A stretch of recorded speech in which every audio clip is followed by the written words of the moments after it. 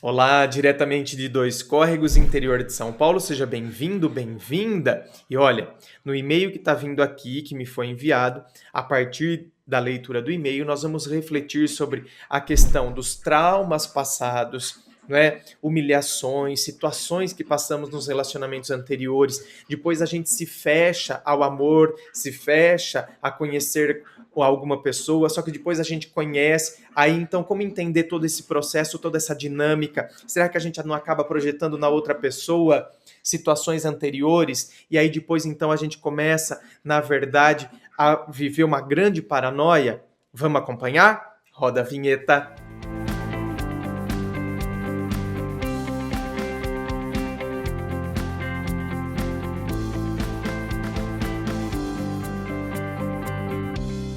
E antes do e-mail de hoje, gente, lembrando a você que no meu site você encontra o meu primeiro livro, Dor de Amor Tem Jeito, o lançamento, que é o meu novo livro, Teu Amor Próprio Te Salvou, e justamente porque você encontra eles no meu site, ou seja, tem como você comprar só esse, tem como você comprar o novo, que é o lançamento, tem como comprar os dois, aí é o combo, né, que você tem desconto.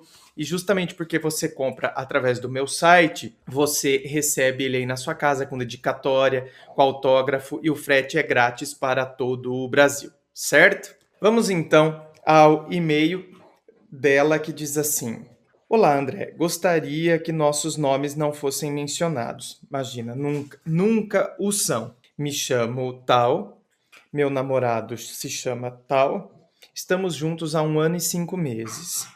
Ele é meu primeiro namoro sério. Porém, já tive outros que pisaram e me fizeram passar grandes humilhações. Me traíram e me fizeram sofrer demais. Bom, desisti do amor e dos homens. Até que um dia minha melhor amiga me apresentou. Tá, que é esse atual seu então. Assisto muito seus vídeos e decidi pedir ajuda. Eu amo ele de uma tal forma que não sei explicar. Detalhe, fiz até uma tatu com seu nome. Sou muito ciumenta e paranoica, com medo de sofrer e acabar sendo traída por ele. Então, olha, eu já abro um parênteses aqui. Veja bem, eu fui muito traída, fui humilhada nos outros relacionamentos, desisti do amor e dos homens. Você começa seu e-mail assim. Esse é o grande problema quando a gente se fecha atrás, né, do medo por causa de um trauma, por causa de uma situação. Então, veja bem, uma coisa é a gente entender, não, agora eu não estou num período para pensar em me relacionar, porque agora eu estou me reconstruindo, ou, né, agora, ainda que eu já tenha me reconstruído, mas agora eu estou indo na paz, não quero pensar em me relacionar, mas eu não estou fechado, entende? Uma coisa é aquela pessoa que não está fechada, que não está prisioneira do próprio trauma e da própria situação. Né? Ela passou pela fase de reconstrução, se reconstruiu, se reergueu, e agora ela está em paz. Ela quer ficar solteira simplesmente porque, né, ela prefere ficar solteira e quer e gosta disso. Mas se amanhã aparecer alguém que venha somar, que venha acrescentar, ela também não vê problema nisso. Entende? Do que aquela pessoa que eu já me fecho ao amor, me fecho aos homens, porque, entende? Se eu me fecho ao amor e me fecho aos homens, é porque já então eu tenho como pressuposto o quê? Eles vão aprontar comigo. Você tá me entendendo? Isso que é o problema. Se eu me fecho, se o que me faz eu não me relacionar é porque eu tenho certeza que eles vão aprontar comigo, então amanhã, se eu começar a me interessar por alguém, necessariamente eu vou julgar essa pessoa como se ela fosse aprontar comigo. Então eu não vou ter paz dentro desse relacionamento. Tá entendendo? Sem contar que quando você se fecha dessa maneira também, precisa tomar muito cuidado, porque quando você por exemplo, a pessoa que está de boa com ela mesma, não, eu tô na paz, tô tranquilo, mas não tô fechada a relacionamento. Se amanhã aparecer alguém que venha somar, olha lá, é uma pessoa que, portanto, ela dificilmente vai entrar num estágio de carência. Todos nós temos carência, mas assim, a carência dela vai estar num nível controlado, vamos assim dizer, porque todos nós temos. O grande problema é que às vezes a carência ela vai tomando níveis elevados em nós. Então, o que que acontece? Quando você se fecha por causa de traumas, a tendência é justamente porque eu me fechei e me bloqueei demais por medo, na verdade, a tendência é que eu comece a me sentir vazia. Entende? Eu não estou preenchido comigo mesmo. É como se eu tivesse criado só uma casca ao meu redor, mas por dentro eu me sinto vazio. Por sua vez, aí, quando aparece alguém que então acaba mexendo comigo, além de ter essa problemática de eu desconfiar dele, porque eu desconfio, né, o que me fez fechar é que os homens vão aprontar comigo, por isso que eu me fecho. Então, além de tudo, além de eu depositar todas as desconfianças nessa nova pessoa, eu deposito também agora o sentido da minha vida. Tanto que você falou, eu nunca amei como eu amei. Ele fez até uma tatu no meu. Quer dizer, porque agora ele passa a ser meu tudo. É como se ele tivesse entrado e agora ele preencheu tudo que estava dentro daquela casca. Só que dentro daquela casca tem um monte de situação, os medos, os traumas. Então agora está tudo envolvido. Envolveu carência, envolveu medo, envolveu trauma. Você entende? Aí eu vivo uma confusão emocional danada. Ele trabalha bastante e nas horas livres, quando não podemos nos ver pelo fato que eu trabalho em shopping e ser corrido, opto por nos vermos nas minhas folgas. Ele tem vários amigos, os quais eu odeio muito por serem galinhas. Ele vai para a casa deles e bebe com eles, ou às vezes vai na praça perto da casa dele. Cheguei a tal ponto de querer pagar para um detetive para investigar, mas os custos, meu Deus, são absurdos. Então, desisti. Tenho muito medo de sofrer, sabe? Pode parecer que não, mas confio nele, mas não 100%. Mas, minha querida, então, não é? Ai, pode não parecer, mas eu confio nele. Mas como assim que você confia? Você está querendo contratar um detetive. Então, como que, como que alguém que confia quer contratar um detetive? Entende? Ou, quer dizer, esse negócio é. Por isso que eu estou falando, o problema está em você. Não é? Você não, você desconfia, quer dizer, são os ecos daquelas situações ainda que ecoam em você. Quer dizer, eu confio nele, só que eu projeto nele o que eu vivi anteriormente, então eu confio, mas eu desconfio dele. Agora, mas não 100%. Minha querida, é que não dá para a gente confiar 100% mesmo em ninguém. A gente nem deve confiar 100%. Entende? A gente percebe os sinais que a pessoa nos dá, a pessoa está nos dando sinais de que a gente pode confiar nela. Agora, não significa que a gente tem que ficar feito né? Como se então, meu Deus, a pessoa nunca vai aprontar comigo, eu coloco minha mão no fogo pela pessoa. Eu não sou desses, não. Olha, eu confio, analiso, estou na paz, estou em paz, a pessoa não tem me dado razões para eu desconfiar dela, mas não é porque ela não tem me dado razões para eu desconfiar dela que amanhã ou depois ela não possa aprontar. Então, né, a gente fica esperto. Por isso que eu falo, a gente tem que sempre se orientar a partir dos sinais. Se até agora eu tenho sinais para não desconfiar, beleza. Agora, se amanhã me aparecer um outro sinal, não é, que me alerta para alguma coisa, então eu começo a prestar atenção. Não significa que eu tenho que ser paranoico, mas eu começo a prestar atenção. Ele já foi traído também. Será que ele teria coragem de fazer isso comigo sabendo como dói? Minha querida, não sei, não é?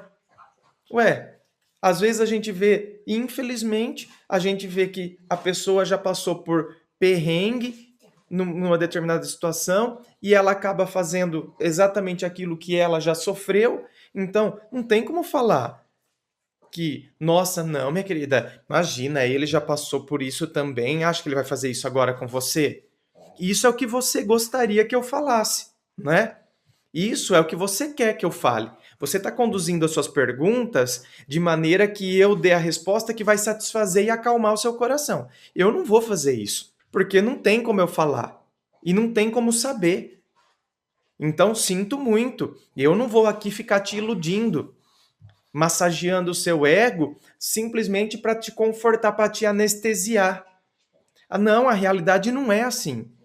Então a gente tem que aprender a pisar na realidade. Cara, não é porque uma pessoa passou por isso que ela não vai fazer. Ai, André, pelo amor de Deus, não fala isso. Mas a realidade é assim.